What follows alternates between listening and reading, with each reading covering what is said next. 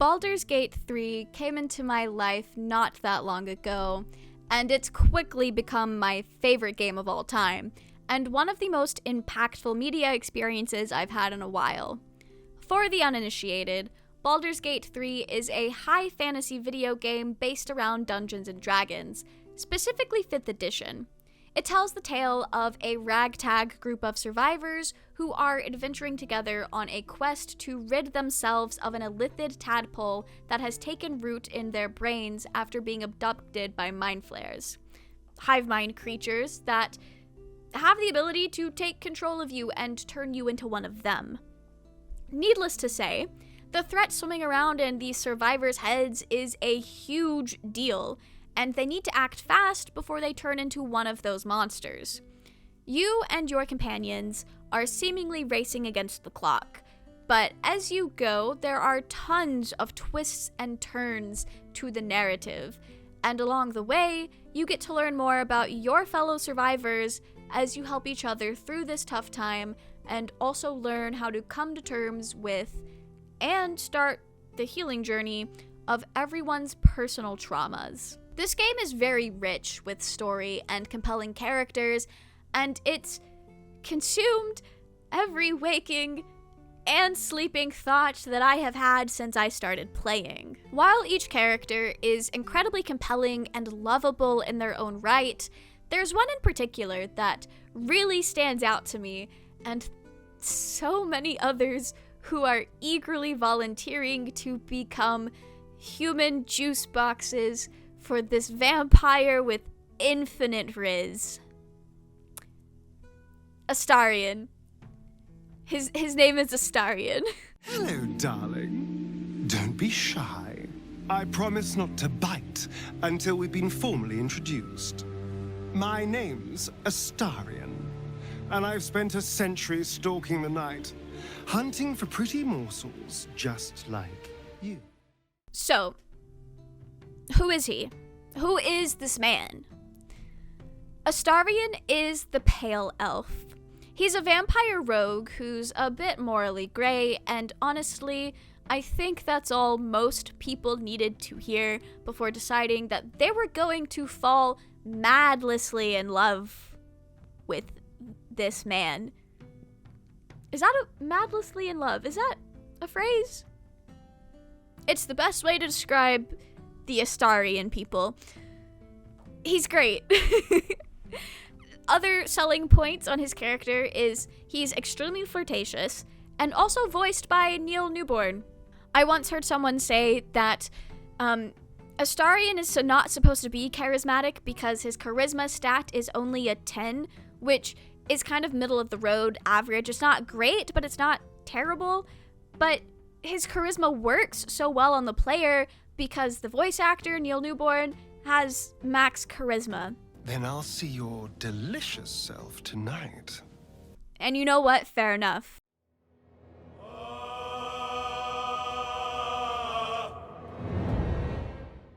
When you initially meet Astarion, he is highly suspicious of you, and will even hold you at knife point if you fail your perception check or walk away before the check triggers. I know.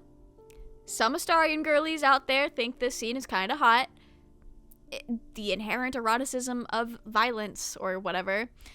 But when you look past how attractive Astarion is, you're face to face with someone who is doing what they feel they must to ensure their safety. This is a reoccurring theme with Astarion specifically. He takes a stance to make you feel threatened, to take control of the situation, so that he can make sure you're not going to flip the tables on him. However, if you roll your dice right, you can flip the tables on him, despite his best efforts.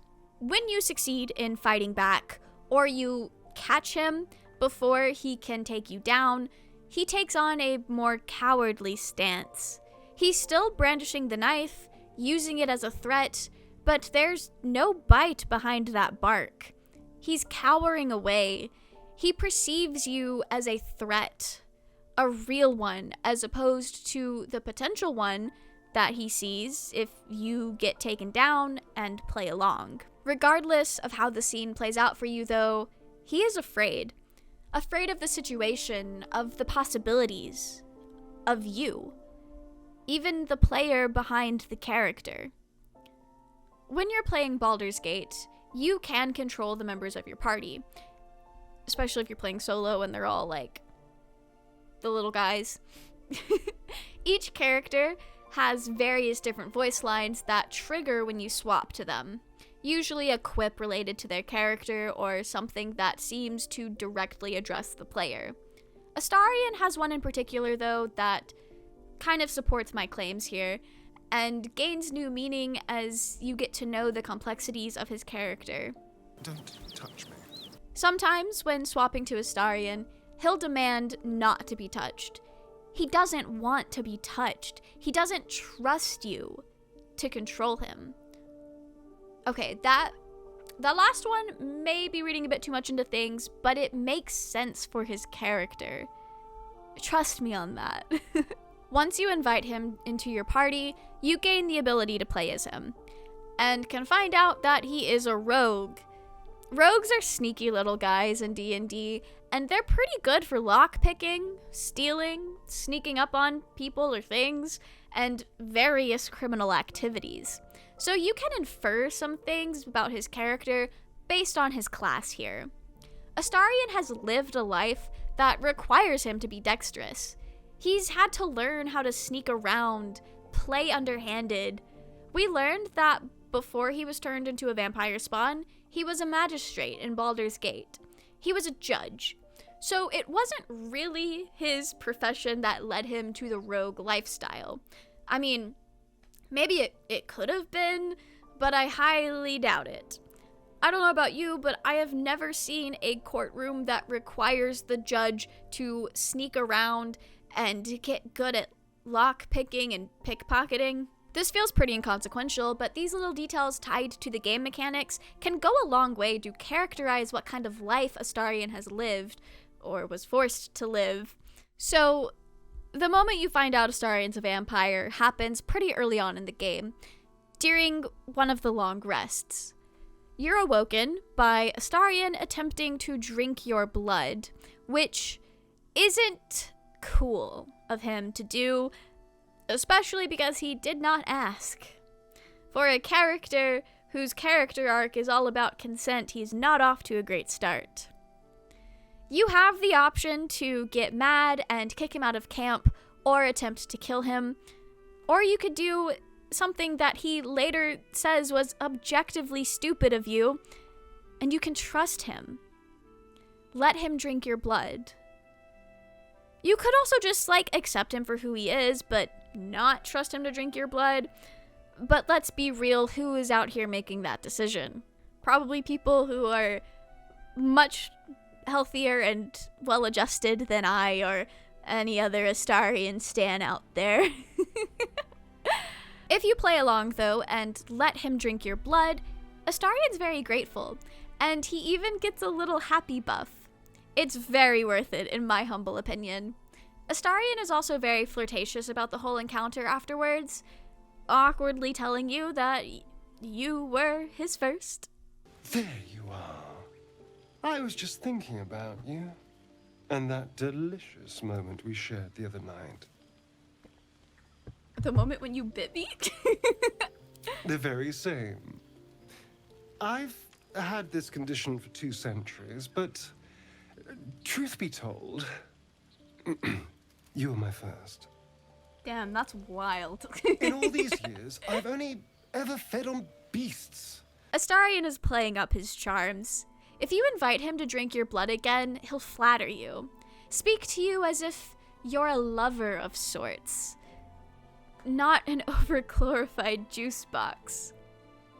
You're a sweet, generous thing, and he was wondering when you'd invite him back for a bite. Yeah, I know. Vampires in general are very sexualized, and many people find inherent eroticism in the feeding process. I mean, literally devouring someone is often used as a metaphor for love, albeit typically obsessive or destructive love, but love nonetheless. And honestly, yeah, I think a lot of Astarion lovers played this game by running headfirst into the red flags that this man presents, ignoring all of the caution tape in what can only be described as a self-destructive display of affection. I myself am no exception. I do spend the entirety of my game with the bloodless debuff. I know I don't have to, but I do it anyway. And hey, Astarion is happy.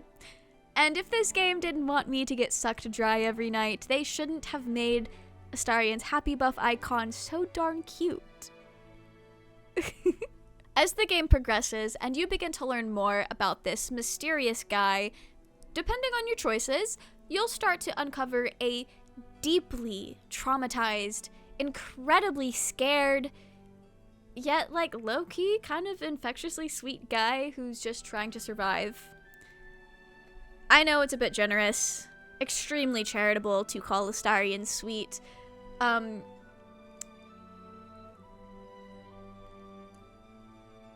aware. As you play through Act 1, you'll have the opportunity to ask Astarion about his past. And post-vampire reveal, he will share that he was beaten to death by a group of gnolls who were presumably unhappy about something he had done in court. Sitting on death's door in a cold and dark alleyway, vampire and bastard Cazador Czar approached him and offered him eternal life. Offered him salvation. A second chance. A way to come back. Conveniently, leaving out the part where Astarion would become this man's slave. This is an important detail, because after you know that Astarion is a vampire, and you come across a vampire hunter sent by Cazador to bring Astarion back home, the vampire hunter is a gnoll, and Astarion shares with you that he's pretty sure Cazador did that on purpose as a way to reference his death, a way to bring up his trauma, kind of tongue-in-cheek, a way to remind him of that night and maybe even of the fact that he belongs to him. It's a connection, an extra connection that kind of upsets Astarion, and I'm not gonna lie, that is very upsetting. Is this also the part where I bring up the fact that Astarion is an elf? I mean, he's literally the pale elf, so I think you figured that out already. But not only is he an elf, he's an elf that has not yet gone through the call of our Vandor, and since he was turned undead, he will never have the opportunity to do so, and his soul is now removed from the elf's life and death cycle that they've got going on. So he won't be reborn if he ever were to die. In D&D lore, there are limited number of elven souls, and elves will be born and reborn again and again, living multiple lives. During the Call of Arvandor, an elf will be able to access the memories of their past lives, and they relive them while they trance. For those who don't know, elves do not sleep. In place of sleeping, they trance, which is kind of like meditation. The Call of Arvandor is a sacred rite for elves, and one that was ripped away from Astarion. Another thing, while Astarion was somewhere around 39 years old, and a full-grown adult in the world that he lives in elven society, he would not have been considered fully matured. While he would have had, and definitely still does have, the capabilities and maturity of a grown human man, elves don't consider their own fully matured until after 100 years old, after experiencing the Call of Arvandor. All this to say, Astarion does still have his baby name. It means little star, and what is he if not my little star? I don't know if he would have gotten an adult elf name, considering he did not live in an elven community. He lived in Baldur's Gate, and was already considered an adult by those around him. I mean, he literally held a position of power. They wouldn't do that to someone they didn't think was an adult. It's still interesting to think about.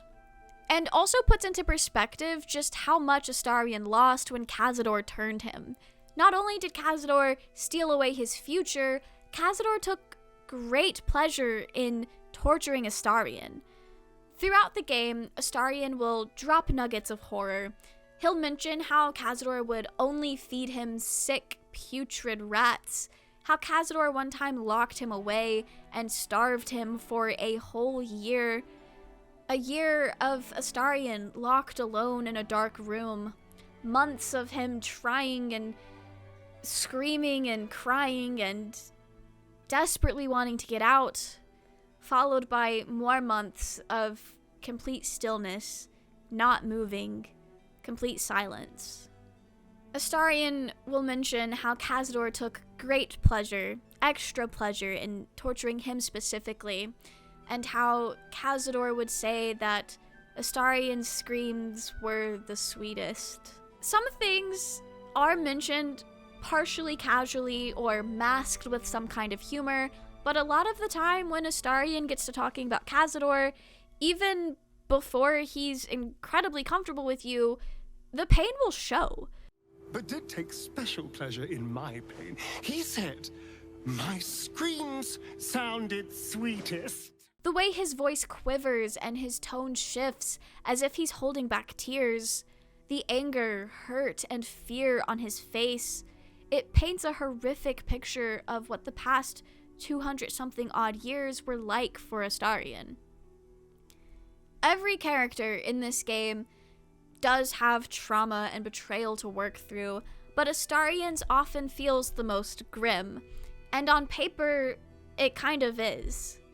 Although you can't really compare traumas because it's not really how this works, and part of why Astarion feels so grim is because of the way the other characters deal with their own issues. Some characters with equally horrifying histories have a more upbeat personality, masking the grim realities that they speak of more than Astarion does. Karlach is a character I feel would be a good comparison here. Karlach is a tiefling who had been held captive and experimented on by Zariel, an archdevil of Avernus. Karlach will more or less tell us that her heart was replaced by an infernal engine, and we can see that her body is covered in scars and modifications from the experiments that Zariel put her through.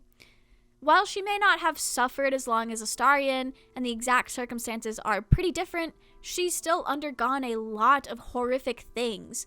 But she speaks with such a positive tone, and she has such an optimistic outlook on life, and she's just excited to be here. It's very different from Astarion.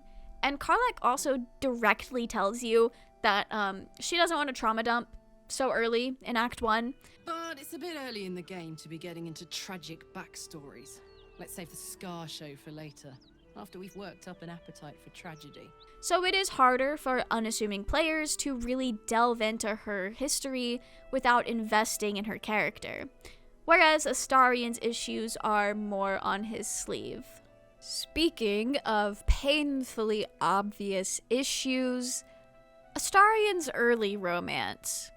Yes, you can romance characters in this game. Baldur's Gate 3 is essentially a dating sim. There is also physical intimacy, and it's actually important. Well, sometimes. It's important for Astarion's character arc. If your approval is high enough, Astarion will more or less ask you to have sex with him. This can happen at a celebration with a group of tieflings after you slay a goblin camp. Or it can happen on some random long rest in Act 1, and I think Act 2 as well. Regardless of your approval ratings though, if you speak with Astarion at the tiefling party, he'll be annoyed at being considered a hero. If you've got the tiefling party in your game, then you've been more or less playing pretty heroically to Astarion's dismay. He's a bit resentful at the idea of heroism, and we eventually learn or can infer that the reason he resents being called a hero and dislikes when you play heroically is because there were no heroes to save him when he needed it most. In a short dialogue interaction between Astarion and Gale in Act 3, he also reveals that during his time in captivity, he prayed to many gods and none of them answered.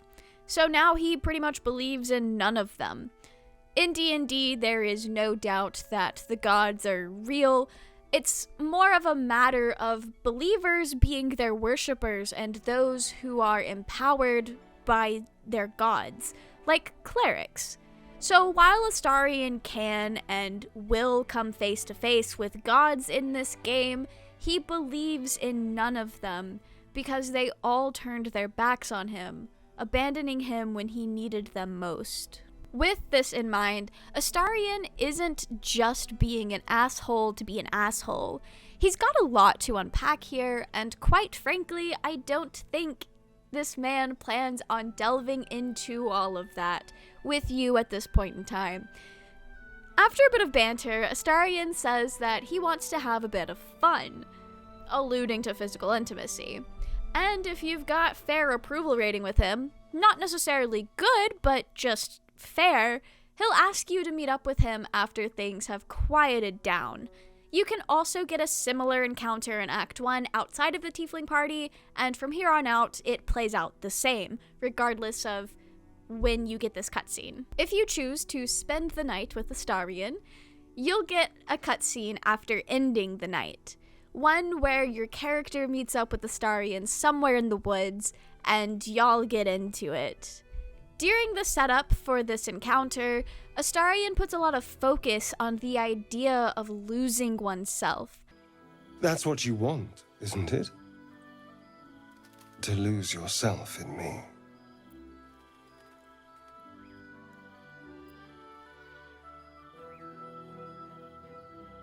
I thought so.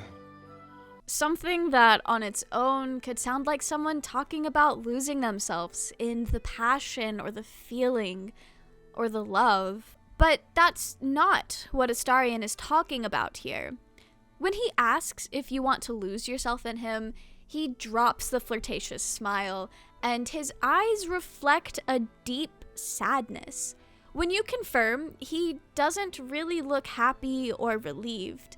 He responds as if things are all going according to plan, and his eyes retain that sadness. This is not the face of a man that wants to be lusted after. After y'all get into it, it fades to black and turns to morning. Astarion is basking in the sun, something he hasn't been able to do for over 200 years. Something that the Mind Flayer tadpole is allowing him to do. This is the first time that the player can see the scars on his back. After initiating conversation, you have the option to ask Astarion if he enjoyed what y'all did the night before, pointing out that he didn't seem fully there. A hint that maybe this man disassociates during sex. If you pick this option, he deflects, stating he was holding back and didn't want to go too far. I was holding back a little, it's true. I didn't want to lose control. Delicious as you were, I didn't want to go too far. Whatever that means. And after this answer, he tries to rush the two of you back to camp. I mean, tries all he can while being held captive by one more dialogue option you can take, relating to his scars, which we'll talk about in a bit. After this, Astarion continues to be very flirtatious towards your character. Here's my little treat, with their cheeks all flushed. You will come to my bed tonight, won't you? Yeah, he's cheesy with it, but damn does it work. At one point after discovering he's a vampire, you can stumble across Astarion examining his reflection in a mirror at camp. Except, he can't actually see his reflection. He opens up about how he can't remember what he looks like. He can't remember what the color of his eyes used to be before they turned red. The old Astarion doesn't exist anymore, and he can't really remember anything about him. who Astarion was before he became a vampire is completely lost to time. Astarion wishes that he could see what the world sees when it looks at him, and you can offer to be his mirror, to describe his traits. Most of the dialogue options are kind of flirtatious, and there are some mean ones as well, but let's be real here. Who is picking those options? Aside from my one friend who jokingly holds a grudge against Astarion for trying to kill him at the beginning of the game, but like, who else? Not only is this scene a cute display of the two of you growing closer, we can also infer a lot about Astarion's character here. Yes, he's a bit vain and enjoys the ego boost, but he's so real for that. The real meat of this is the details on how he seems genuinely upset over losing who he used to be, though. Trauma changes you, and sometimes there does feel like a clear divide between who you were before and who you are after, even when it's not something as literal as turning into a vampire spawn. While Astarion has a very real and literal change in his physicality, there is also a nod towards an equally real and upsetting change within himself. Even if the core of himself is the same, it wouldn't feel the same after everything he's been through. There's changes in the way he sees himself, how he thinks of the world around him, and maybe even changes in some aspects of his personality, or at least the way he presents it. It's scary to feel like you've become a stranger to yourself, and it's scary to feel like you've lost who you used to be, and Astarion is nothing but scared. He also doesn't like when you point out his smile lines, and I believe this is due to the social masking that he does, pretending to be happy and charming to lure people in. He's got smile lines, yeah, but is that because of a lifetime of fake smiles? Or is it due to a happiness that was ripped away from him the night he died and became a vampire spawn? Either way, not a happy reminder. Okay, it's time to bring up the scars. They're kind of plot relevant, and also, it's important. Sometime later, towards the end of Act 1, you can find Astarion trying to trace out the scars on his back. Cazador had carved a poem onto his back, or at least that's what the evil bastard claimed. Astarion desperately would like to know what it says. Something that's been carved into his flesh, out of sight, and a complete mystery to him. At most, your character may be able to infer that it's written in Infernal, a sub-language of the devils. You may even be able to draw the scars in the dirt, but it doesn't really help. Astarion then wonders if you could maybe bargain with Raphael, a devil who at this point has already propositioned you for a deal, to help with resolving your tadpole issue in exchange for an unknown price. Astarion isn't too keen on working with Raphael to remove the tadpole, but Astarion isn't too happy about any tadpole removal. The tadpole has granted him freedom, albeit temporarily. He's able to walk in the sun, defy his former master, and think for himself. Freedom is the most important thing to Astarion, and when faced with becoming a mind flayer, losing himself to becoming another monster, or being free of the mind flayer tadpole and just becoming Cazador's slave again, he's willing to entertain selling his soul to the devil. At least in that outcome, he won't belong to Cazador. He'd rather belong to Raphael if it came down to it. He's not happy about it, but I mean, hell, who would be happy about this? Either way, he's set up to lose his freedom, so might as well bargain for the less painful, maybe arguably better outcome.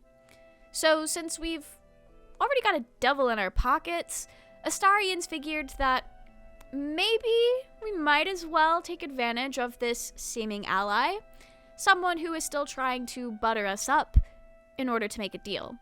Someone who would know or have access to finding out about the poem on Astarion's back.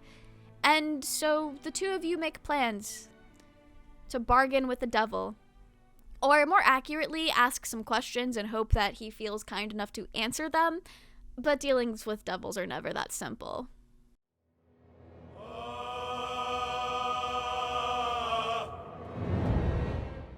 Once you make it to Moonrise Towers in Act 2, there is someone inside.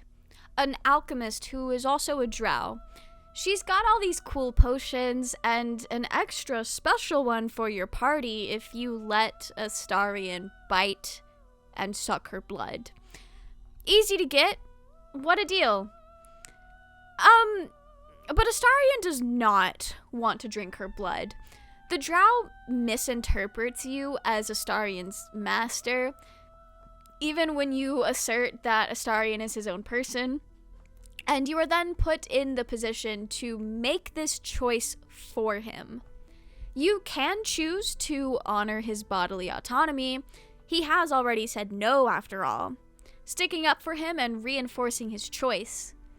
Or you could tell him that it is up to him, but then you also guilt trip him by adding in the fact that you guys could really use the potion. Honestly, this is the most insidious decision, I think, because it's placing the weight of the decision on him, but it's also manipulating him into doing it. So does he really actually have a choice? If you pick this option, Astarion does fold. Fine, I'll do it. Darling, I've had a sudden change of heart. After all, who could resist such a delectable neck? Hold very, very still. He's not happy about it, but he decides to go along with it to get the potion that you need. He puts on his charming mask and sucks the drow's blood because that's what you want him to do. But he does make a show of spitting it back up, absolutely disgusted.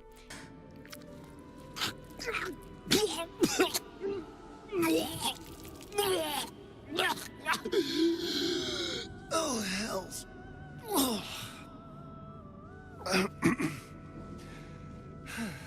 He's so real for that. Like, honestly, me too. I would have done the exact same thing.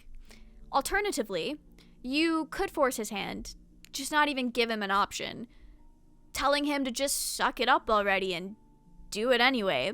It doesn't matter what he wants or how he feels, and this directly says that to him. After this scene, if you have chosen to respect Astarion's bodily autonomy and don't make him, or more or less manipulate him into biting the drow, Astarion will thank you.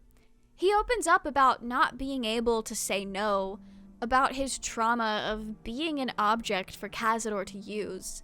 For so long, Astarion did not have bodily autonomy. He'd do whatever Cazador asked because Cazador controlled him. He'd use his body to seduce and lure victims in for Cazador because that's what he was told to do. That was his only worth, his only purpose. It didn't matter how he felt or what he wanted. It's during this scene where he shares with you that the times that he slept with your character, especially in Act 1, were more or less transactional. He was doing what he could, what he knew to do, the only thing he thought he could do to keep you invested in him, to ensure his safety. He was safe as long as you liked him enough to keep around and provide protection when needed. Everything he has done up until now has been a matter of survival and trying to ensure that when it came down to it, he'd have someone to protect him. Don't get me wrong, I do believe Astarion does have the power to protect himself and to defend himself, but he does not see that strength within him, so he turns to you to be his sword, to be his guard. He needs you, or he thinks he does at least. After this moment of honesty, Astarion says that he would like for you to not see him as a sex object or a sexual being. He follows up with, he doesn't know if he wants anyone to see him that way.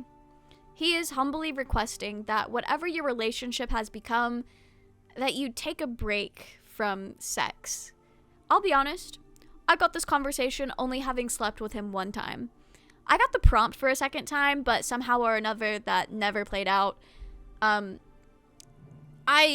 After writing this in the script, I did watch one of my friends play this game, and I think you do only get the cutscene once, and then any other times after that, it's like implied. But in my canon, the way I read it, Astarion and my little guy Char only slept together one time, and then they talked about doing it a second time, but then they just literally went to sleep instead. They were like, you know what? It's snoozing time. And now here we are several days later, and Astarion is like, hey, can I not just be the sex man? And I'm like, yeah, bestie, of course. We don't even sleep together, but okay. It's also extra funny for me personally, because in my canon, we're both asexual bad bitches who don't want to be having sex with one another to begin with, but we're doing it anyway because we both think that's what the other one wants. A means to an end, I guess. We work so well together. Anyway, I accepted this change of pace with him because I am not a monster, and I actually do care about him as a person and his well-being. However, you do have the kind of terrible option to push for sex anyway, and if you do this, Astarion will concede at first, saying things have felt different with you, but he's got this aura of defeat and sadness when you go this route. The scene then cuts to him sitting next to your character, who is lying down. I'm not sure if this is implying that y'all slept together or what. Like, it could be. Either way, though, we get a close-up on Astarion's face. And he's not doing well. He looks far off, like his mind is elsewhere. He's deeply sad and feels used. He'll confront your character, call you out for treating this like a game, like his words don't matter as long as you get what you wanted. And he breaks things off with you, stating he's finally learned how to say no, and he's not going to be used anymore. He'd spent his whole life being used and abused, and now that he's gotten a taste of being able to stand up for himself and for his words to matter, he will not stand by and let you use him. If you respect his boundaries, though, you'll get a cute conversation. Astarion does not know what this relationship is, likely because he may have never had a romantic relationship ever in his life. At the very least, we know for a fact that this man hasn't really experienced romance in the past, 200 years or so. He doesn't know what the two of you are, but it's exciting, and it's new, and it so clearly fills him with joy. Honestly, I have no idea what we're doing. Or what comes next.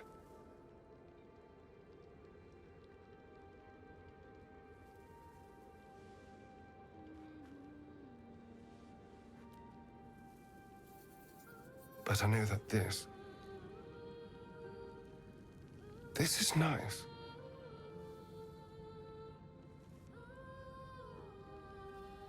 At this point in your relationship with Astarion, he trusts you a lot.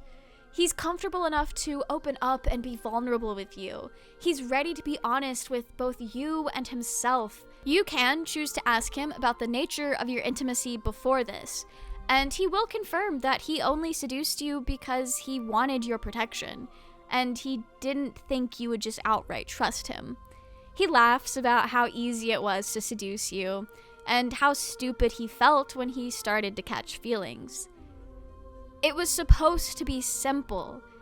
He'd make you fall in love with him, and all he had to do was not fall for you. You can confirm that you do really care about him, And if you choose to hug him, he looks like he's never been hugged before, or at least in a long, long time. It's actually a little sad. He holds himself a bit stiffly at first, as if he doesn't know what to do, as if he might be uncomfortable by the touch. It takes him a moment before he softens up and hugs you back, like his brain is struggling to process the situation or remember how to hug. Alternatively, you could say that he doesn't need a lover but a friend, redefining your relationship as a platonic one. And while he sounds a bit taken aback at first, Astarion really likes that. He's never had a friend. Says he's had countless lovers, held so many people, but he can't think of a single friend until you. It's bittersweet, really. And honestly, probably the best thing for him. It is true. Astarion does not need a romantic partner right now. But a friend? Everybody needs a friend. Sometime before or after this, depending on how you play the game and when you interact with the drow, you'll come across Raphael again. And Astarion will have the chance to ask the devil about the poem on his back. Raphael promises to help Astarion out if we do something for him first. Kill one of his enemies. Another devil that lurks inside the Shard Temple that we're honestly headed towards anyway. It's like literally right next door to the main storyline quest, so it really was not a big of a deal to add in killing this devil, and I needed the XP anyway. Astarion mentions that it was a much fairer deal than he expected, and honestly, it's not a bad exchange. I end up winning, coming up on top. I get XP and the answers to my boyfriend's problems. What more do you need? When you speak to Astarion after this encounter, he says he would trust a devil over a vampire any day, then follows that up with the idea that Raphael kind of likes us. He's risen us up a bit. Which, yeah, it does seem that way, huh? So now we're off to kill this devil for the guy. Once you complete this, Astarion is able to get his answers. Raphael reveals that the scars on Astarion's back are in fact no poem. In fact, it's a piece of an infernal contract between Cazador and the archdevil Mephistopheles? Mephistopheles, I think, something like that. Per the terms of the contract, Cazador will be granted knowledge of an infernal ritual that has quite literally never been done before. The rite of profane ascension, an elaborate, ancient, and downright diabolical ritual. If Cazador would become the vampire ascendant, he would become extremely powerful. All of the pros of being a vampire amplified, and he is able to return to the pros of the living, like walking in the sun, not feeling the hunger for blood type of vibes. However, a grand sacrifice would need to be made, and Astarion is the final piece to complete the ritual. Astarion is bound to the ritual via his scars. This leaves Astarion with a lot to consider. Cazador will never leave him alone. At this point in the story, I'd already made up my mind to kill the evil bitch as soon as I saw him. The first time I ever learned anything about Cazador, I looked at myself and I said, if I ever see that cheeky motherfucker, and yeah, Cazador is not surviving me. Absolutely not. Not after everything. And I would do it 1,000,000 times if it gave Astarion the peace of mind that he so, quite frankly, deserves. There is also the idea that maybe, just maybe, Astarion could complete the ritual in his place once we killed Cazador. A tempting idea, and one he does think about until the time comes for him to actually make that final decision. He could acquire power, the power to be free, the power to never be a victim again, and the ability to not be condemned to the shadows. he wouldn't have to be afraid of anyone ever again. It's everything he's ever wanted. On the surface, at least. When you consider all that he's worried about, it makes total sense that the idea of being an all-powerful being would be enticing to him, regardless of what the sacrifices may be.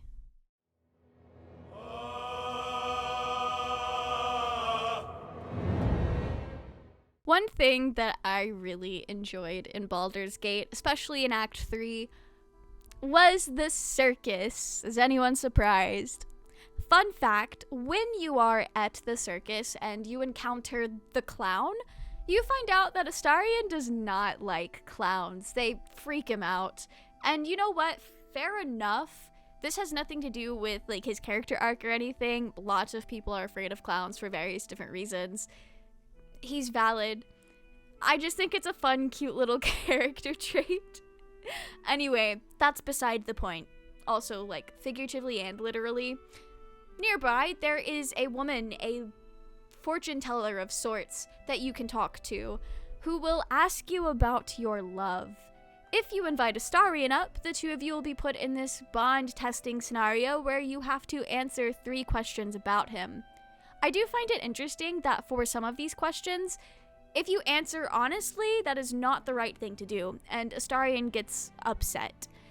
It's more so the fact that the actual correct answers for these questions are far too vulnerable. What does he desire more than anything? If you answered freedom, which is the objectively correct answer, he tells you that you're right, but like, he's upset with you for telling his business in front of a stranger, and quite frankly, he's so real for that. You're not wrong, but do we need to tell every stranger we meet our business? What is his deepest fear? If you answer forever feeling like a slave to someone, he gets really upset. Really? I mean, yes, but really? You just tell whatever stranger just walks up and asks?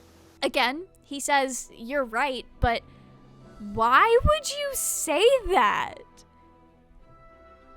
The answer that he does approve of for this question is breaking a nail. And I'll be real, Astarion is playfully vain. But I don't think this man has ever been worried about breaking a nail. I mean, the nails on his character model literally look like mine. Does it look like I'm worried about breaking a nail? No. These are atrocious. Let's be so for real right now. I do think the way Astarion handles this little love fortune-telling bit is really fun, and it can go a long way to say a lot about his character. He's not here to actually have a genuine connection and have a real fortune foretold. He just wants to have a good time and not think about his actual issues. And there's also the angle of why would you just so freely share his most personal and vulnerable thoughts that he shared with you in private because he trusted you? Ignoring the fact that Gale, for some of these conversations, is quite literally millimeters away. Not just Gale, like sometimes the camp layouts, you're having a deep, personal, private heart-to-heart, and then you just got one of your besties just hanging out right next to you. More often than not, you can't actually see them in the cutscenes, but like, I know. Astarion opens up to you because he trusts you. He trusts you to keep the most vulnerable and private aspects of himself to yourself, to not air it out for just anyone. And why would you betray that? I would also be upset if my partner went and just spilled all of my issues to some stranger in a fortune-telling game. Once you make it into Baldur's Gate, Astarion's got a lot on his mind, and, well, in it. Enacting revenge on Cazador is closer than ever before, and now Astarion has to decide if he wants to complete the ritual to become an ascended vampire or not. Becoming an all-powerful being, something that he thinks he wants, something that he thinks will grant him freedom and the ability to never be a victim again. Because if he becomes the most powerful person, How could he ever be made to feel powerless? The big climactic moment in Astarion's character arc comes to a head. Facing Cazador, taking revenge on Astarion's abuser, and hopefully giving him the closure he needs to start healing. I'm gonna be real, I think he started the healing journey when you made him realize he has bodily autonomy, but healing is not linear, and it's also a very long process with many, many steps. Bodily autonomy was the first step. But it is an added bonus to eliminate the very real threat to Astarion's physical well-being. Honestly, you can do this as soon as you're ready. I speedran my way through a few other things to grind out some levels before marching my squad up to Cazador's smelly palace. I'm going to be real, because of the way I played the game, I missed out on some pre-Cazador cutscenes and things. Like, for example, this is news to me because I didn't even know you could do this, but if you rent out a room in the Elf's Tavern Inn place, a place that Astarion used to frequent, if you rent out a room there, or maybe if you just hang out there, I'm not entirely sure what triggers it, but Astarion can potentially get kidnapped by his fellow vampire spawn siblings, and that's like a whole thing. I'm sure it was very upsetting, but I've not actually seen that cutscene. And I've not played it, encountered it in my game, and I've not seen it in edits or anything. I'm sure it's got a lot to add. But this video is long enough already, so we're gonna skip over that. Once you're in Cazador's palace, you get to explore and see the living conditions that Astarion and the other spawn had spent centuries in. Vampire spawn were treated like subhumans, tortured and pitted against one another, creating a very toxic and negative environment. Okay, yeah, vampire spawn technically aren't human, but what I mean by that is when looking at fantasy creatures or any type of story that's told using non-humans, like the Cars movies, the different creatures or different types of cars or different types of whatever, they're stand-ins for different types of people. Not necessarily like, oh, this class or this type of species in D&D is supposed to be the equivalent to this race of people. That is a different conversation. It's true in some cases, but that's not relevant to this conversation. What I mean is that at their core, everyone has humanity, and all of these stories come together to tell a story on what it means to be human. Astarion and his spawn siblings are very human, even if they're technically not. And this is supported by the fact that you can let the other spawn go, saving the 7,000 secret spawn that Cazador made for the sole purpose of being soul sacrifices for the ritual. You have the option to set these 7,000 strangers go because at the end of the day, it doesn't matter that they're vampire spawn, they're still people. Among these 7,000 spawn that Astarion did not know about prior to seeing them with us is a boy named Sebastian. Approaching the cells, you're met with hollow-eyed faces. There's an almost physical stink of decay and neglect.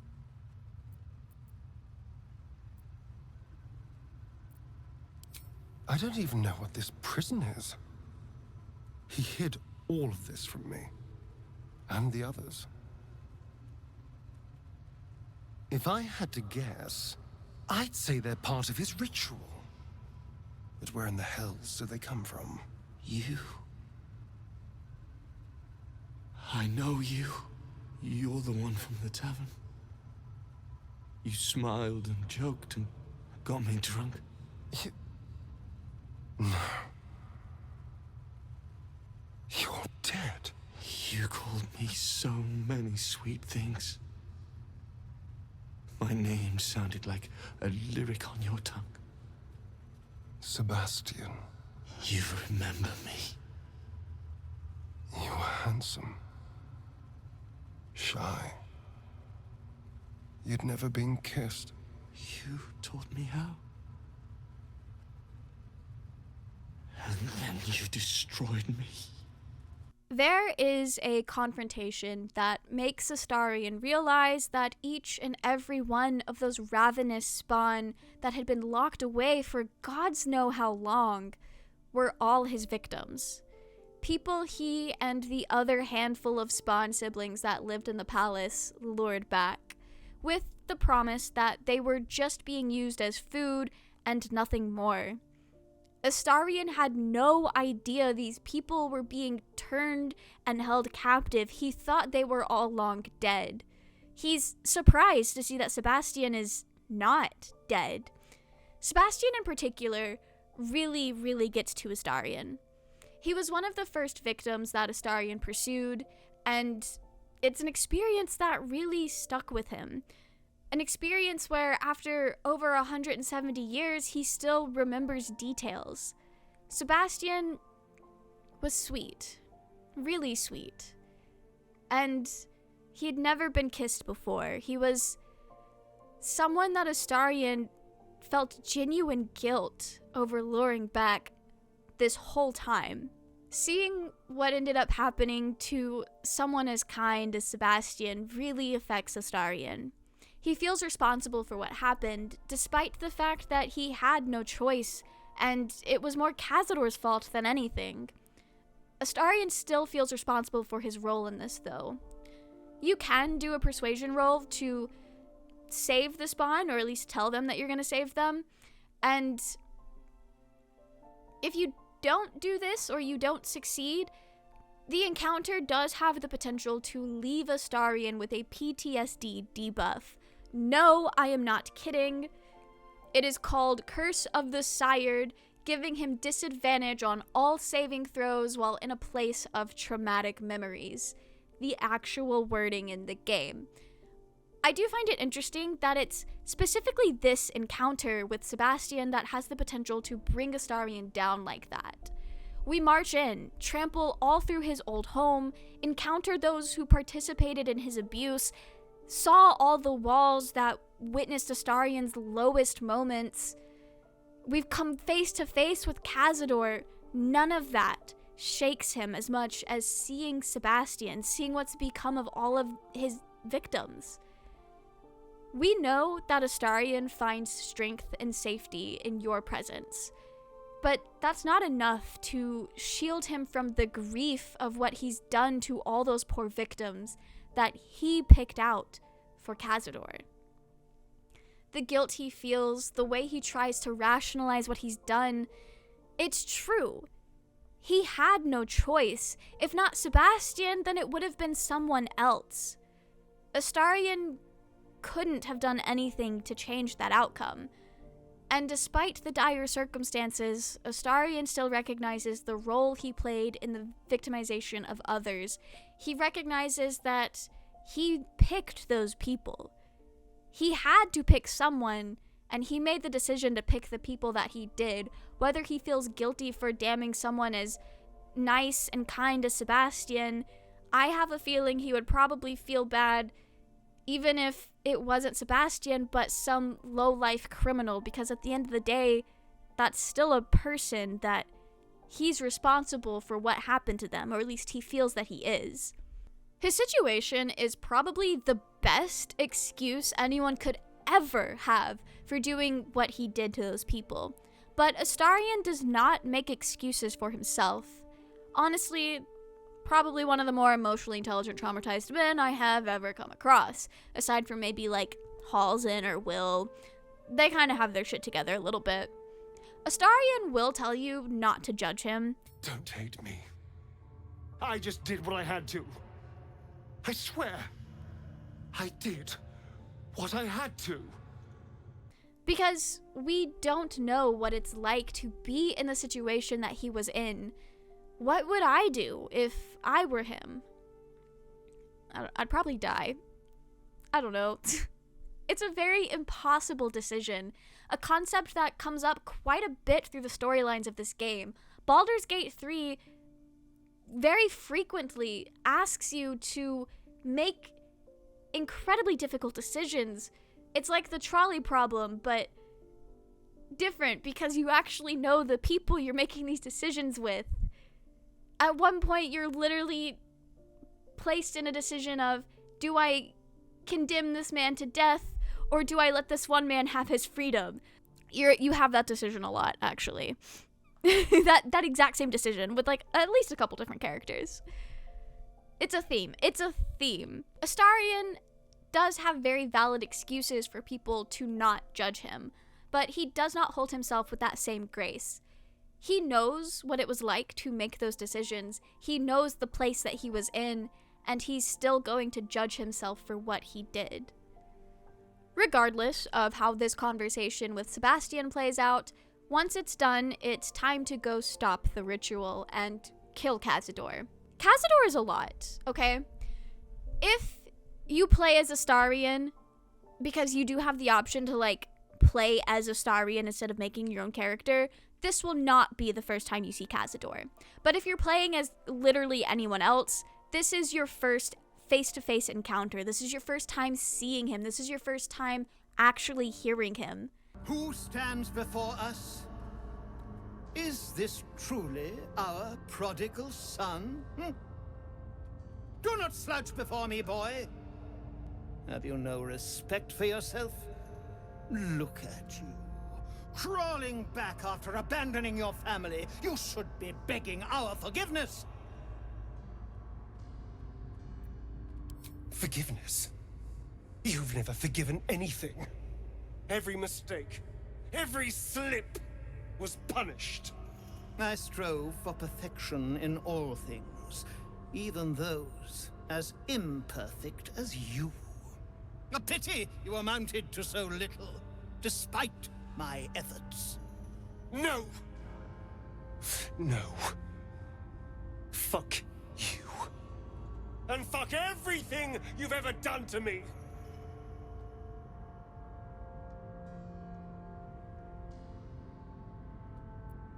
I suspected you would return to me changed. Never did I imagine you would be so wretched. Oh, thankless child. Did I not bless you with our immortal gift? Did I not make you what you are? You son of a bitch.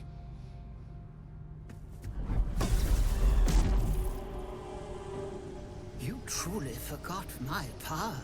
You truly thought our bond as creator and creation was all that stopped you from killing me? Oh, you are weak, my child. You are a small, pathetic little boy who never amounted to anything. He's mean. And almost every word out of his mouth is said to belittle and strip away any strength Astarion has. Cazador pushes his buttons, tries to make him look bad and feel bad in front of you and your party. Cazador is trying to make Astarion feel as if you will not have his back, as if he's undeserving or not worthy of your support. Do the cattle not know you, boy? Have they not seen your fits of temper? Cazador is trying to isolate Astarion, even in these final moments. But it doesn't work. What Cazador doesn't know is that I decided that I was going to be the person that stands with Astarion through thick and thin before I even downloaded the game. We're like this. Astarion and I are for lifers, whether he likes it or not.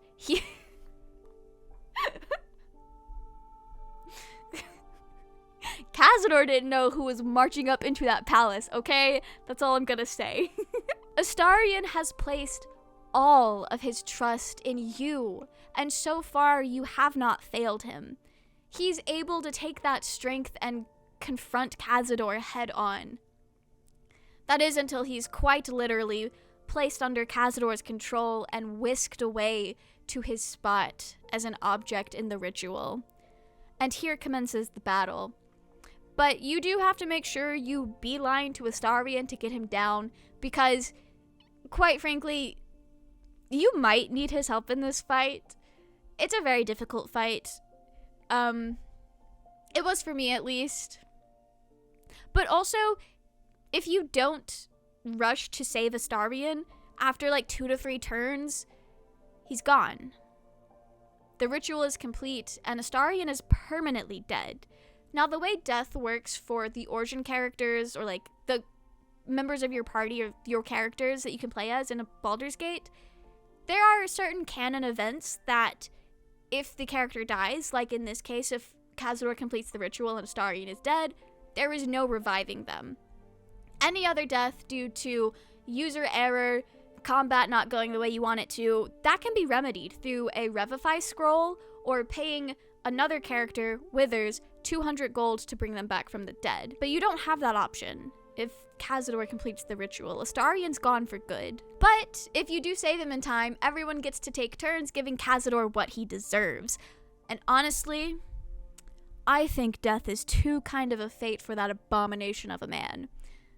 But I'm probably extremely biased considering the Astarion brain rot that I've been dealing with these days.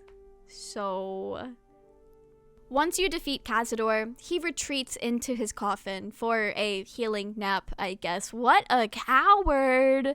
When you interact with the coffin, there is a cutscene. Astarion rushes to get Cazador out of his coffin, refusing to let him just sleep it off.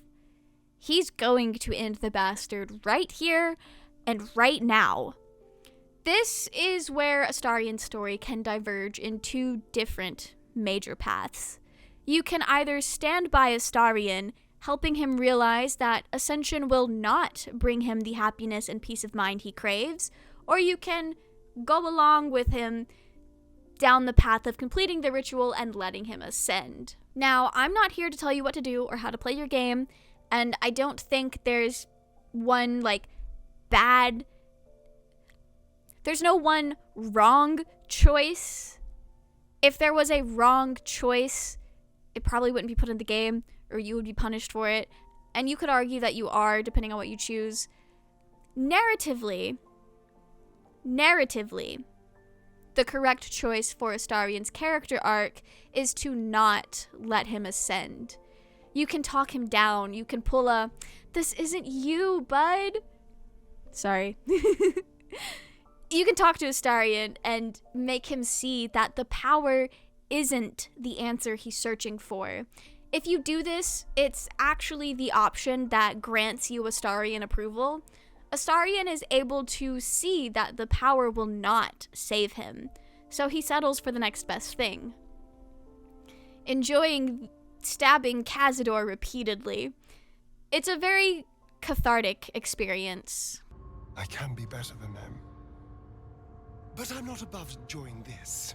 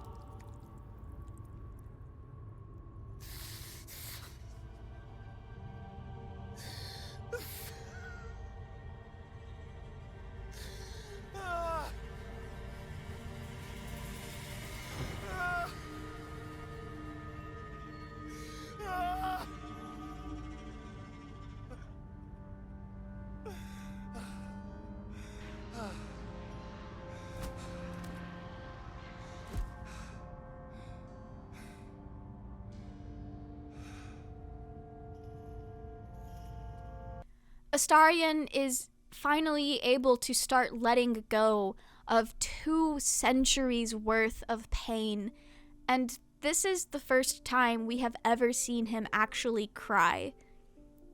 It's a lot. He's free, the reign of terror is finally over, and he'll never have to fear falling back under Cazador's control. He's free to solve the problem of the tadpole without giving up his autonomy again. However, Astarion feels numb. He's gone. After all, he's years, these centuries.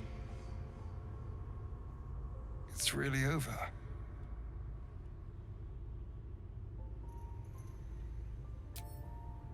I'm glad you think so, because I'm not so sure. I just feel numb. What I've lost. What I've gained. It's all so much. He needs time to process all of this, and honestly, me too. The victory against Cazador isn't the same resounding victory that you have against other antagonistic forces in this game. You're not filled with the same joy and relief and enthusiasm. No, instead, this almost feels like a hollow victory. It's a stepping stone in the path to recovery. I once saw someone say that defeating Cazador was like taking the splinter out of a wound.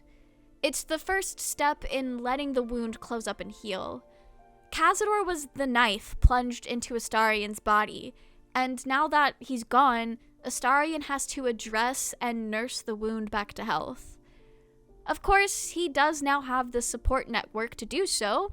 He's got you, and all of his new besties who are at our camp whether he likes it or not. The next long rest after defeating Cazador, you can speak with Astarion, and he talks about how he feels stupid for still thinking about Cazador. Buddy. Astarion. My little meow meow. That's the trauma, bud. Even when it's over, he's still going to be reliving everything and processing it and thinking about those final moments. You can then talk about how he gave up Ascension. It's not achievable anymore for him. Astarion does thank you, though, for stopping him. For not letting him be consumed by the power and the greed for power just as Cazador was. He admits he was blinded by it all, and is eternally grateful for your intervention. You see the potential in him, and the person that he can be. The person who breaks the cycle of abuse. Astarion admits that he is not happy with how things turned out, but it feels right. And in a way, I think this unhappiness is, well, one, he gave up the ability to potentially walk in the sun again after the tadpole's gone, but also, I feel like he was expecting Cazador's death to hit different, expecting it to be this great moment of relief and where everything was fixed and everything was fine. And once he got there, and it didn't do that, what's left? What's next? What's his next step? What does he do now? But it's fine. It will be fine. Anything is possible, and Astarion wants to have a future with you as equals. He wants to be on equal footing with you. He wants you to be on equal footing with him. Something that is only possible now that he's truly free.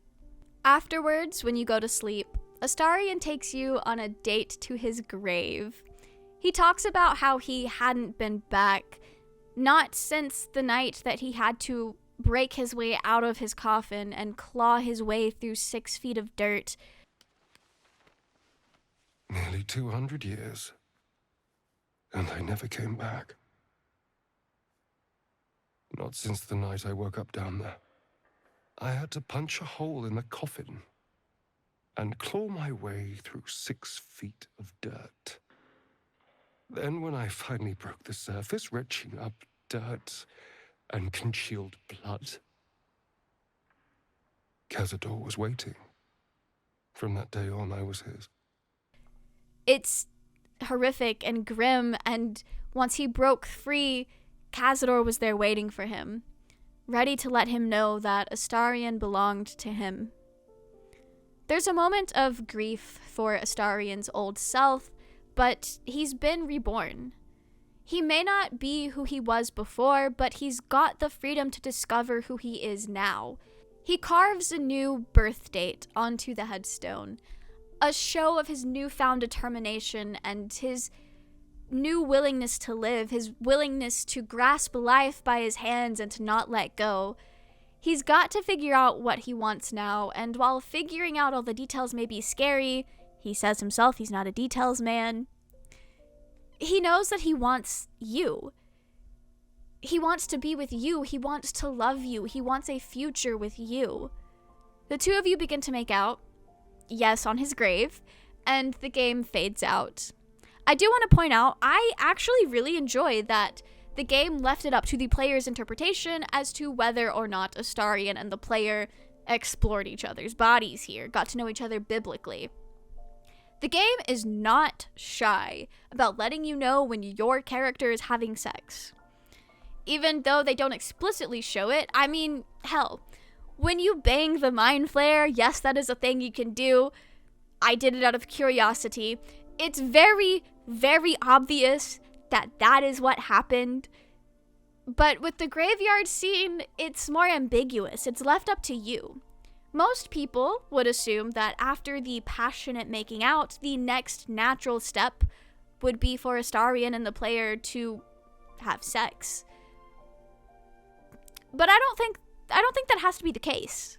After Astarion tells you that he wants to stop having sex in Act 2, you can still kiss him. It's very clear that he is comfortable with and enjoys kissing. So I feel like it's not too far out of the question to read the graveyard scene as nothing more than a heart-to-heart followed by a makeout session that doesn't escalate farther than that. Yes, I know about the leg thing. Maybe that conflicts with your ability to read the scene in a sexless way. Not me, though. I stay projecting my sexuality and experiences onto my favorite characters. I'm the most annoying type of fan. So, what happens if you let Astarion ascend?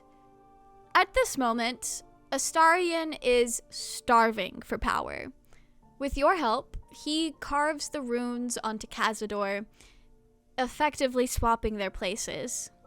Honestly, it's what Cazador deserves. Fuck that guy. And it's a little bit satisfying to watch Cazador be the one getting carved into and being reduced to a powerless victim. Astarion completes the ritual, which in turn kills off all of the vampire spawn. And Cazador. Astarion is now free. He seems happy, but is he?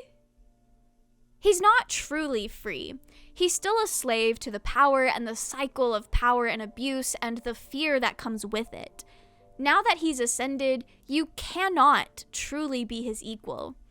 Your relationship eventually boils down to you either let him turn you into his vampire spawn, a creature that he has complete control over, or your relationship ends.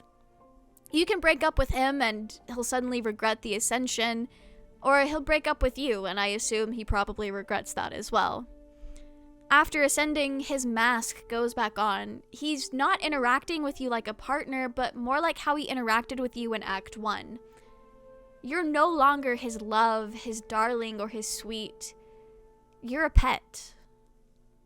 You belong to him now, but not in a way where you keep your agency. The relationship with Astarion after he ascends does become more spicy, and it is the other scene where it's blatantly obvious that y'all bang.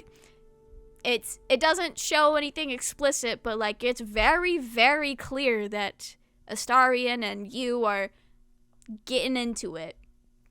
And Astarion does take on a more dominating personality when he turns you.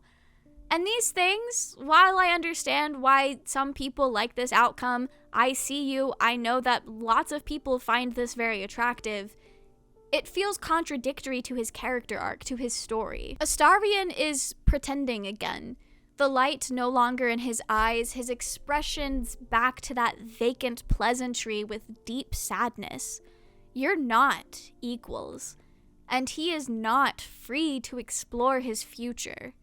All he's done now is make sure that he's continuing the cycle of abuse. I have seen that if you play as Karlach and romance him and ascend him, when he goes to turn you, due to Karlach's nature of being on fire essentially, it backfires and it burns him. and he does not take very well to that. He drops you like hotcakes and is very mean to you about it. And a lot of people see this as proof that he would turn on you like that eventually, even if you're not Karlach and your body doesn't set him on fire. And another thing I've seen pointed out is that as the vampire ascendant, Astarion now has a huge target on his back. He's now a potential threat, and monster hunters or other vampires will be clamoring to take him down.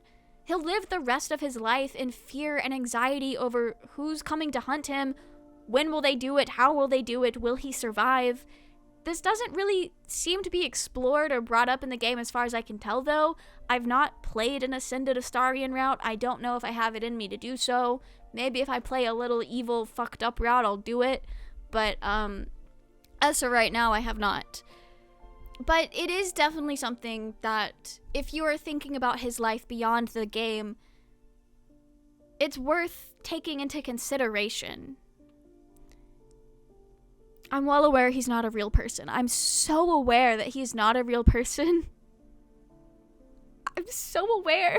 Tying back into the cycles of abuse thing, before you actually go to confront Cazador, you can explore the dungeon area, and you can learn in a previous room that Cazador was also a victim, much like Astarion, a victim of the vampire that turned him. And in a way, the whole Cazador-Astarion storyline is just about breaking the cycles of abuse. Astarion being the one who is given the power to either break that cycle or continue it with his ascension.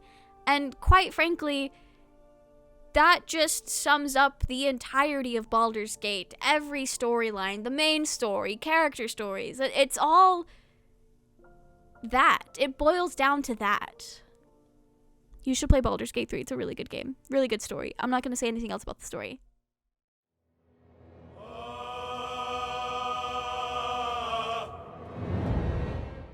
Astarion spends a good chunk of the game hiding behind a mask. A social mask, not like a literal one.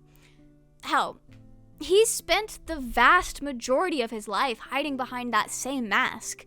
Astarion's mask is that of a man who has nothing but lust on his mind.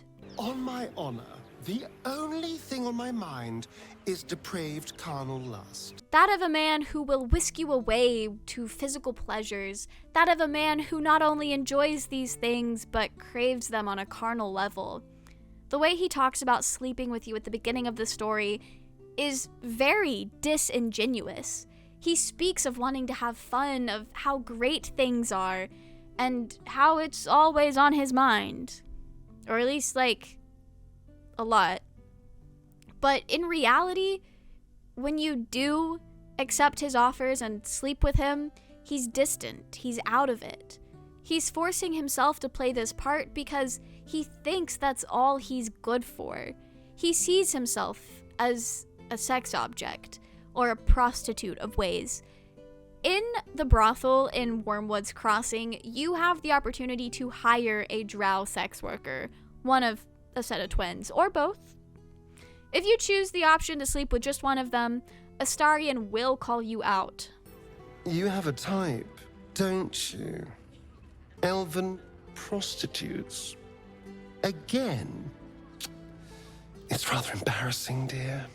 A lot of players were a bit confused by what he means when he says again, since this is the first time you've done anything like this in the game, but he's most likely referring to himself here. He was your first elven prostitute. He considers what he did for Cazador and the transactional way that he slept with you at the start of the game to be the same as what you're hiring these drow to do. He's making a lighthearted joke about his trauma here, and honestly, good for him. Please call the player out. It's funny. It's hilarious. Games should do this more often. This was also the first voice line I ever heard from the game. It was one of the first experiences I ever had with Baldur's Gate 3. I just came across it on TikTok one day and I was like, oh, this is my favorite character now, huh? Because he's kind of right. The delivery of the line was really fun. And I do like elves. I always play as an elf. I think they're pretty. I do have a bit of a type. Astarion knows me so well before I even downloaded the game, and I think that's funny. I think that's really funny. Honestly, most of my first Baldur's Gate 3 playthrough has been me accidentally doing things so perfectly. Like, for example, my Tav, which is what the player characters are called when you make your own, is not all that different physically from Sebastian. Creating a narrative that Astarion might have a type as well. My Tav is also a bard. That'll come up in a second. But also, the way that my Tav is based on my D&D character Char, and I took Char's character story that I came up with long before this game existed, long before this game was released fully and I knew about it. And I took his tragic backstory and I put it in the game. You can create a guardian character, and mild spoilers for the game, your guardian character will manipulate the hell out of you. And I didn't know this when I made my guardian character, but I was like, you know what? I'm making Char. I might as well make the guardian character his toxic ex. Why did that work so perfectly? I keep accidentally making these decisions about my Baldur's Gate game, and then it's like crafting this greater narrative, and I'm like, oh, this is too perfect, actually. What is going on? So the fact that Astarion knows that I like elves, it fits. It works. Once you get to know Astarion and he feels comfortable enough to fully drop the mask around you, the way he holds himself and his facial expressions actually change. His eyes become softer and his smile more goofy. He's just a silly little guy at heart, and once he drops the seductress mask, you can see that. He jokes a lot about himself. When you go to kiss him, sometimes he'll say, "How could I say no?" But it's not in the way that this stupid response is usually played out. It's a tongue-in-cheek joke about the fact that he knows he can say no now. There's a tone of amusement in his voice along with the flirtatiousness as he says it. And at this point, we know that Astarion completely trusts you. It's a joke about how he can actually say no. How could I say no? Except he could, and he knows it, and you know it, and he knows that you know it, and if you've romanced Astarion and you're still with him by the point that you can actually kiss him, you're actively encouraging him to say no to things he is not comfortable doing. He's just a silly little guy who finds power and healing in joking about his trauma, and good for him. I love hearing all of his stupid jokes and everything he says, unlike a certain evil man that I hate very much. During the confrontation with Cazador, he tries to push Astarion's buttons, and if you speak up, Cazador will antagonize Astarion, falling so low as to letting someone as puny as us speak for him. But Astarion can speak for himself, and if you say that or if that's said, Cazador will make a comment more or less saying that, oh, he knows. Astarion has always talked a lot. Boy has a lot to say. And Cazador found that annoying. Have you fallen so far that this speaks for you? I don't need anyone to speak for me. No, you always had a gift for words. I fondly remember your empty boasting, your tired jokes, your endless prattle. And during the actual battle, at one point Astarion will yell out that Cazador is going to pay for all he's done to him. Cazador then retorts back that he's known Astarion for 2 centuries. Was that not payment enough? Saying that just being around Astarion was torture for him? Bro. I know Cazador is the big evil abuser here, but what is he talking about? Knowing Astarion is such a delightful thing. It's the highlight of my life. Shut up, bro. Cazador is literally the worst.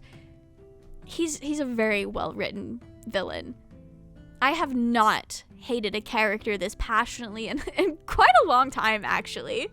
As much as I hate how this characterization is delivered to us, I still enjoy the idea that Astarion just has a lot to say all the time, and regardless of the situation, he'll share his thoughts.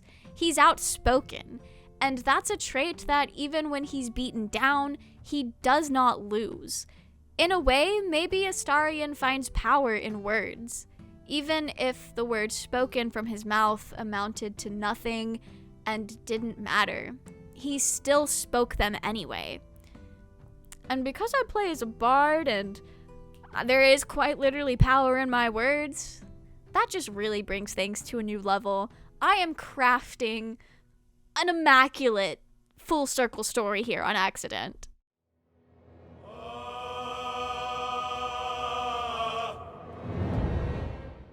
Regardless of your decisions, unless you quite literally got Astarion killed in the ritual, he will continue to seek freedom from the tadpole with you and the rest of the gang. And depending on how the game ends for you, you and Astarion get to make plans for the future. He's still a bit unsure, checking in with you and confirming that you do want to stay with him. I say this knowing full well that if you decide to break things off with him, he is shocked. He's like, I asked, but I didn't expect you to actually not want to stay with me. He goes through all the stages of grief and then decides aggressively to adopt the 7,000 vampire spawn, and he's wrapping up the conversation like an angry mother. He's like, don't come around, I'll have a lot of hungry mouths to feed. Okay. Alright. Huh? But I did not go through all of this just to break up with him at the end. Nah. Astarion and my little guy were for lifers. It's like I said, for lifers.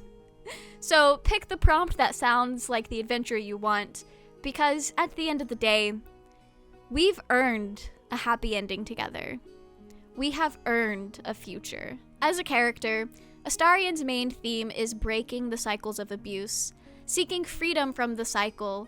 Baldur's Gate 3 in general is about fighting the cycles of power and tyranny and the cycles of abuse in those that inherently hold more power over the ones that they're preying on. And Astarion's character arc fits right into that. He's just got the added bonus that part of his struggle is tied to sexuality. It's nice to see a character like this that's not a woman. It's nice to see this sort of character arc not be tied to femininity. And it's nice to see a character learn that they have bodily autonomy. And it's great to see that be respected and treated in a way that's taken seriously, not only by the characters, but the narrative. I also just love that the player does, in fact, have consequences for violating Astarion's boundaries and pushing to get what they want. The narrative has consequences for giving in to the greed for power. That last point may depend on who you are, though. Astarion's Ascended ending is hot for many people, even if it is intended to be the bad ending. There's nothing wrong with finding enjoyment in that fantasy, as long as you have a little bit of media literacy and don't seek that out in real life. Please be safe out there. One of the writers for the game shared that with the bad ending, the one where you let Astarion ascend, is summed up with a thought of his that you can see if you detect his thoughts. He will always see you as degrading yourself if you continue to be with him. But that's perhaps what you like. Before I go deeper into this is just one particular writer's opinion and what they had in mind when writing this scene, not the official stance of the game or the game studio. So don't take this the wrong way. But the writer goes on to explain that in this ending, you're essentially reducing your relationship with Astarion back to being about sex and physical gratification. Not that there's anything wrong with that, but it does conflict with his desire to be seen as more than that. His request to not be a sex object. But beyond that, you're so wrapped up in your attraction to this man that you turn yourself into an object for the pleasures of being with him. And that's all fine and dandy in fiction. You do you. I just like treating these characters like they're real. Maybe that's my crumbling grip on reality that I need to deal with, but consuming media is a lot more fun for me when I go about it like they're real people and these stories are things that are really actually happening before me. And also, Baldur's Gate is just really immersive, so it's extra easy for me to treat Astarion like a real person. But beyond that, his character arc of discovering himself and learning to set boundaries is one that I find very powerful and very, very real. Not to trauma dump on Maine, but it has been very healing to go on Astarion's healing journey with him. People say Astarion appeals to the I can fix him girlies, but no. I'm not fixing him. I'm fixing me. Sometimes we all need to be reminded of our own personal power when it comes to such things, and sometimes we all need a Tav to come along with that level of care and understanding as we do with Astarion. Anyway, Astarion is an asexual king in my books. Hello again. Thank you so much for watching this video about Astarion and Baldur's Gate 3. I really like Baldur's Gate 3. I don't know if I'm going to make more videos about it. If you guys liked this one, then I will definitely make more videos about Baldur's Gate 3 because I sure do love it and I sure do have a lot to say, and none of my friends have finished the game yet, and I'm way ahead of everyone I know, and I cannot speak with them about the game without spoiling the game. There will probably be more Baldur's Gate 3 video essays in my future. Bye!